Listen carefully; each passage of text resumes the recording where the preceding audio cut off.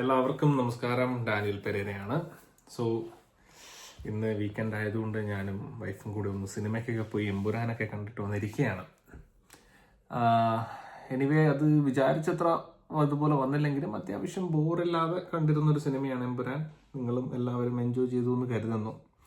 Anyway okay, നമ്മൾ സിനിമയിലുള്ളതുപോലെ തന്നെ കുറച്ച് ഞെട്ടിക്കുന്ന കാര്യങ്ങളാണ് ഇന്നത്തെ അപ്ഡേറ്റ്സിൽ ഞാൻ പറയാനായിട്ട് ഉദ്ദേശിക്കുന്നത്.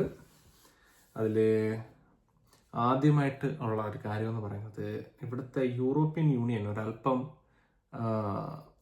ഒരു വാണിംഗ് ഇപ്പം യൂറോപ്പിലെ സിറ്റിസൻസിനെല്ലാം കൊടുത്തിട്ടുണ്ട്, അയർലൻഡിലെ ആളുകൾക്കും മൊത്തത്തിൽ യൂറോപ്പിലുമായിട്ട്. അത് ഇപ്പോൾ നടന്നുകൊണ്ടിരിക്കുന്ന ഉക്രൈനിയൻ വാറുമായിട്ട് ബന്ധപ്പെട്ടിട്ടാണ്. അതായത് ഈ യൂറോപ്പിലെ സിറ്റിസൻസ് എല്ലാവരും 3 ദിവസത്തേക്കുള്ള സർവൈവൽ കിറ്റ് എന്നും തയ്യാറാക്കി വയ്ക്കണം എന്നൊരു വാണിംഗ് ഇപ്പോൾ യുടെ പ്രസിഡന്റും എല്ലാമായിട്ട് കൊടുത്തിട്ടുണ്ട്. ഇങ്ങനൊരു ഇത് കൊടുക്കാനായിട്ടുള്ള എമർജൻസി എന്തായിരുന്നു എന്ന് എനിക്ക് മനസ്സിലാവുന്നില്ല. അങ്ങനെ വെറുതെ അവർ ഒരു വാണിംഗ് കൊടുക്കും എന്ന് എനിക്ക് തോന്നുന്നില്ല. സോ എന്തോ എക്സ്പെക്റ്റ് ചെയ്യുന്നുണ്ട്. സംതിങ് ബിഗ് ഈസ് കമ്മിങ് എന്നാണ് എനിക്ക് തോന്നുന്നത്. അതുകൊണ്ടാണ് അതിൽ പറഞ്ഞിരിക്കുന്നതെന്ന് പറഞ്ഞു കഴിഞ്ഞാൽ, stock pile 3 days survival kit is partly related to concerns over ongoing war in Ukraine and broader geopolitical tensions, especially with Russia. റഷ്യയുമായിട്ട് നടക്കുന്ന ഇപ്പോഴുള്ള ഒരു ജിയോ പൊളിറ്റിക്കൽ ടെൻഷനാണ് ഇതിൻ്റെ ഒരു മുക്കാൽ കാരണവും എന്നാണ് പറയുന്നത്. സോ യൂറോപ്യൻ അതിൽ ഇപ്പോൾ അവർ പലതരത്തിലുള്ള അറ്റാക്കുകൾ അവർ പ്രതീക്ഷിക്കുന്നുണ്ട്. Cyber attacks, natural disasters or armed conflicts. So എന്തോ ഒന്ന് വരാനുണ്ട്. നല്ല നാളെ അല്ല, ചിലപ്പോൾ ഈ നിയർ ഫ്യൂച്ചർ ചിലപ്പോൾ ഉണ്ടായേക്കാം. സോ അതുകൊണ്ട് തന്നെ ഇപ്പോഴേ ഇവിടുത്തെ സിറ്റിസൻസിനെ യൂറോപ്പിലെ സിറ്റിസൻസിനെ അവർ പ്രിപ്പയർ ചെയ്ത് വെക്കുകയാണ് വരാൻ പോകുന്ന പ്രശ്നങ്ങൾക്ക് വേണ്ടിയിട്ട്. സോ അവർ പറയുന്നത് 3 days സർവൈവൽ കിറ്റ് എടുത്ത് വെക്കാനായിട്ട് പറയുന്നുണ്ട്. സോ എന്താണ് നടക്കാൻ പോണതെന്ന് നമുക്കൊന്നും അറിയില്ല, നമുക്ക് വെയിറ്റ് ചെയ്തിരുന്ന് കാണാം. സോ അതാണ് ഒരു അപ്ഡേറ്റ് എന്ന് പറയുന്നത്. ഒന്നും സംഭവിക്കില്ല എന്ന് നമുക്ക് പ്രതീക്ഷിക്കാം. അങ്ങനെയെല്ലാം സംഭവിക്കുകയാണെങ്കിൽ എന്താ ചെയ്യാൻ നമുക്കറിയില്ല. ഇവിടെ വരുന്ന നമ്മുടെ യൂറോപ്യൻ സ്വപ്നങ്ങളുടെ കാര്യങ്ങളെല്ലാം കുളമാകും.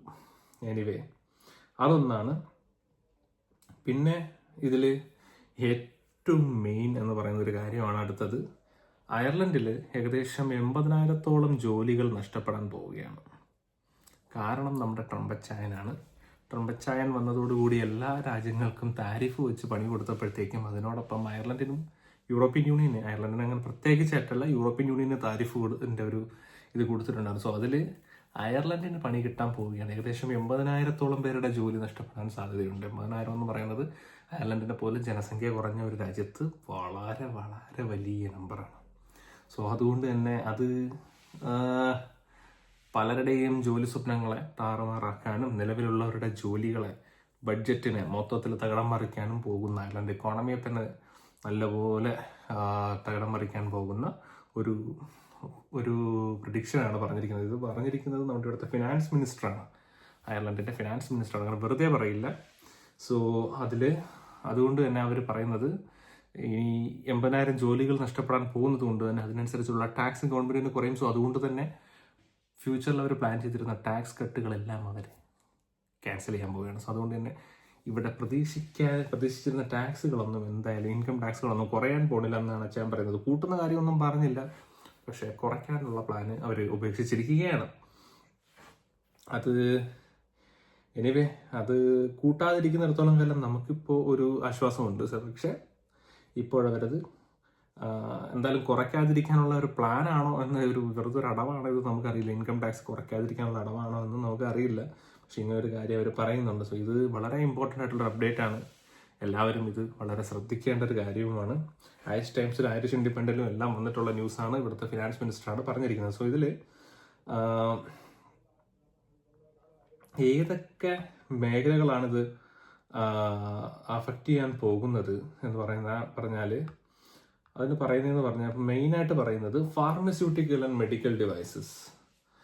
അതായത് ഈ അയർലൻഡ് എന്ന് പറഞ്ഞു കഴിഞ്ഞാൽ ഈ ഫാർമസ്യൂട്ടിക്കൽ കമ്പനികൾ ഒരുപാടുള്ള ഒരു രാജ്യമാണ്.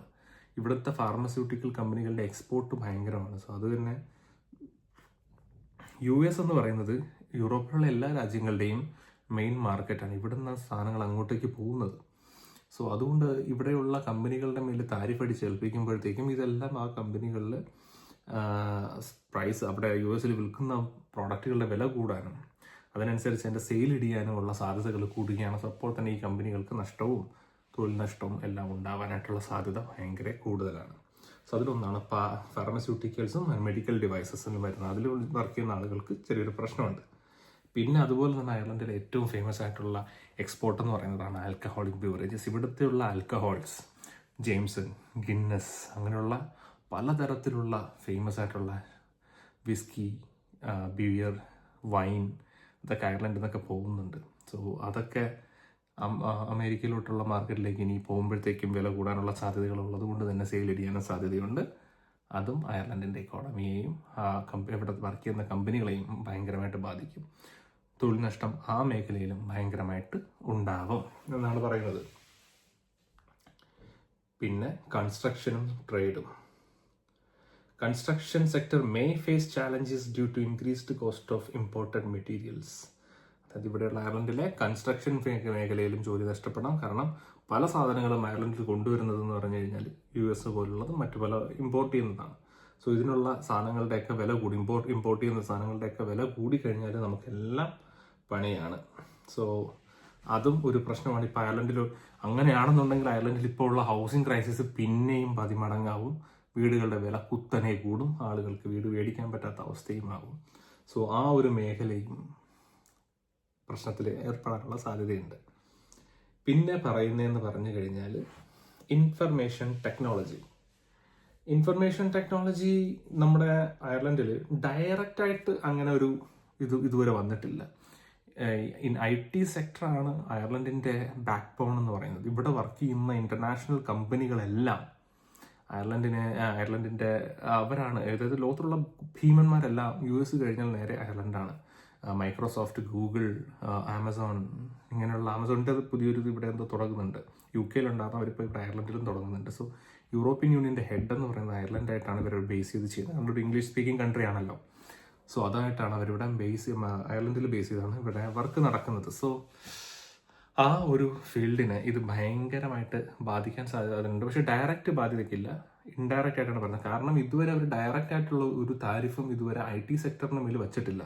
പക്ഷേ US പ്രസിഡന്റ് പ്ലാൻ ചെയ്യുന്നത് എന്താണെന്ന് വെച്ച് കഴിഞ്ഞാൽ ഈ പുറത്ത് പോയി ബിസിനസ് ചെയ്യുന്ന കമ്പനികൾ, അതായത് US ടാക്സും അവിടെയുള്ള കോസ്റ്റും ഒക്കെ കുറയ്ക്കാനായിട്ടാണ് US കമ്പനികൾ പുറത്ത് പോയിട്ട്, എസ്പെഷ്യലി നമ്മുടെ ഇന്ത്യ പോലുള്ള രാജ്യങ്ങളിലും എല്ലാം US കമ്പനികൾ വരുന്നതെന്ന് പറഞ്ഞു കഴിഞ്ഞാൽ വളരെ ചീപ്പായിട്ടുള്ള മാൻ പവർ കിട്ടും. അതുകൊണ്ട് തന്നെ അവരുടെ പ്രൊഡക്ഷനും ഭയങ്കരമായിട്ട് പ്രൊഡക്ഷൻ്റെ കോസ്റ്റ് കുറയും. സോ അതിന് വേണ്ടിയാണ് ഇവർ പുറത്ത് വരുന്നത്. സോ അങ്ങനെയുള്ള IT കമ്പനികളെ അവർ US തന്നെ പ്രൊഡക്ഷൻ ചെയ്യാൻ വേണ്ടിയിട്ട് പലതരത്തിലുള്ള ഈ ഇളവുകളും കാര്യങ്ങളൊക്കെ ഇവർ പ്രഖ്യാപിക്കുമെന്നാണ് കരുതുന്നത്. അവർ US ഡൊണാൾഡ് ട്രംപ് പ്രസിഡന്റ് പ്രഖ്യാപിക്കും എന്നാണ് കരുതുന്നത്. സോ അതൊക്കെ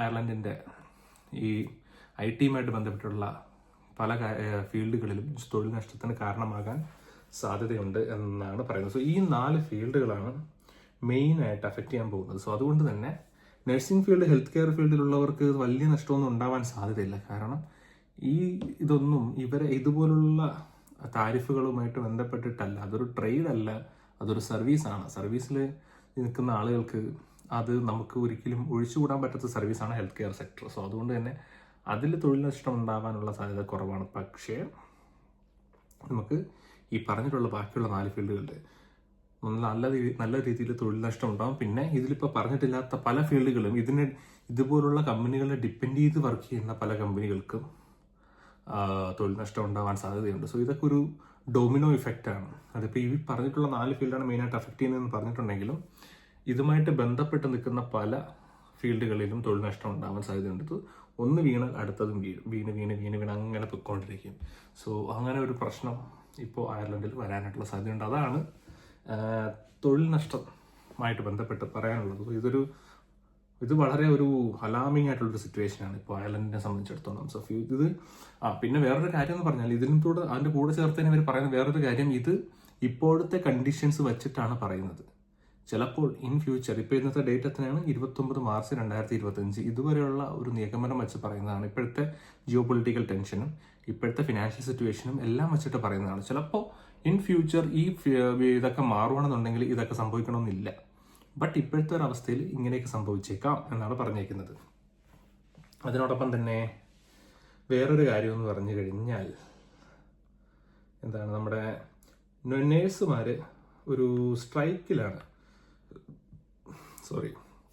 നേഴ്സുമാർ അയർലൻഡിൽ സ്ട്രൈക്കിലാണ്. അതിന് മെയിൻ കാരണം എന്ന് പറഞ്ഞു കഴിഞ്ഞാൽ ഇവിടെയുള്ള ആവശ്യത്തിന് നഴ്സുമാരില്ല എന്നും അതൊരു തൊഴിൽ മേഖലയിൽ ഉണ്ടാകുന്ന വർക്ക് ഓവർലോഡുമായിട്ട് ബന്ധപ്പെട്ടിട്ടാണ് എന്നാണ് പറയുന്നത്. ബട്ട് അയർലൻഡിലെ നഴ്സുമാരെല്ലാം സ്ട്രൈക്കിലാണെന്നാണ് പറയുന്നത്. So anyway, nurses in Ireland have initiated strikes primarily due to concerns over unsafe staffing levels and inadequate pay. The Irish Nurses and Midwives Organization, INMO, argues that current wages hinder the recruitment and retention of sufficient nursing staff, leading to increased workloads and compromised patient care. അതായത് ഇപ്പോൾ നിലവിലുള്ള ആളുകൾക്ക് ആവശ്യത്തിനുള്ള ശമ്പളവും കിട്ടുന്നില്ല, അതിനോടൊപ്പം തന്നെ അവർക്ക് ആവശ്യത്തിനുള്ള സ്റ്റാഫും ഇല്ല. അതുകൊണ്ട് തന്നെ പലർക്കും വർക്ക് ലോഡ് കൂടുകയും പേഷ്യൻസിനെ കെയർ ചെയ്യാൻ പറ്റാതാവുകയും ചെയ്യുന്നത് എന്നാണ് ഇപ്പോൾ INMOയുടെ അതായത് ഈ നഴ്സുമാരുടെ ഓർഗനൈസേഷൻ്റെ ആർഗ്യുമെൻ്റ് എന്ന് പറയുന്നത്. സോ അതുമായിട്ട് ബന്ധപ്പെട്ടിട്ട് അതിനൊരു മാറ്റം ഉണ്ടാവണം എന്നാവശ്യപ്പെട്ടുകൊണ്ട് നഴ്സുമാരൊക്കെ ഇപ്പോൾ അയർലൻഡിൽ സ്ട്രൈക്കിലാണ്. സ്ട്രൈക്ക് എന്ന് പറയുമ്പോൾ പണി നിർത്തി പോയിട്ടുണ്ടോ എന്ന് എനിക്ക് തോന്നുന്നില്ല. അവർ ചെയ്യുന്ന പണികളിൽ പല കാര്യങ്ങളും ചെയ്യുന്നില്ല. അത് ചെയ്യാതെ വിട്ടിട്ടാണ് അവർ സ്ട്രൈക്ക് ചെയ്യുന്നത്. സോ ഇങ്ങനെയുള്ള കാര്യങ്ങളാണ് ഇപ്പോൾ അയർലൻഡിൽ നിലവിൽ നമ്മളെ സംബന്ധിച്ച് നമ്മൾ ഇന്ത്യൻ കമ്മ്യൂണിറ്റി അറിഞ്ഞിരിക്കേണ്ട ചില കാര്യങ്ങൾ. സോ അത്രയേ ഉള്ളൂ. ഇനി എന്തെങ്കിലും വിശേഷങ്ങൾ നിങ്ങൾക്ക് എന്തെങ്കിലും അറിയണമെന്നുണ്ടെങ്കിൽ താഴെ കമൻറ്റിൽ എഴുതി അറിയിക്കാം. ബാക്കി ഒരു വീഡിയോ ആയിട്ട് നമുക്ക് വീണ്ടും അടുത്ത ആഴ്ച കാണാം. ബൈ.